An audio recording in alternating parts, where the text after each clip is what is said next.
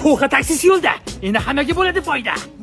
Aka hayding. Voyda, men taksisiman, pul yo'q o'ldirma. Xavotir olmang, sizga temayman. Men ustaman. Bittasi $1000 pulimni bermayapti. Hozir borib qilgan hamma ishlarimizni shilib tashlayman. Ular ish qanday qilasiz? Hozir $1000 dan quruq qolasan, uka. Nima qilay unda? To'g'ri bilan birga ekansan, hamma muammoing hal bo'ladi. Qo'yga to'xting. Siz omadli ishtirokchiga aylandingiz. Qo'limdagi quti sehrli 1+1. Necha pul tashsiz 2 barobarga ko'payadi. Aldamagin. Tashi boyga, tashi sahiy. Mana 2 barobar ko'payadi.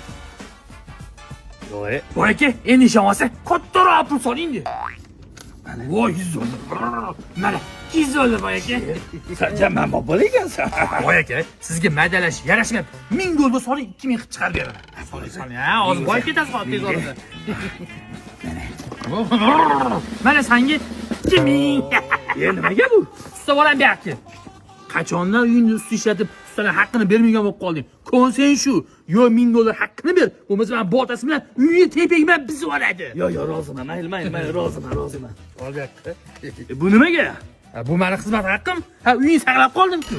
To'q aka, rahmat. Nechmi beray sizga? Usta bolam, puling kerak emas. Nima qilay unda? 5 yulduz bosib qo'ysak bo'ldi.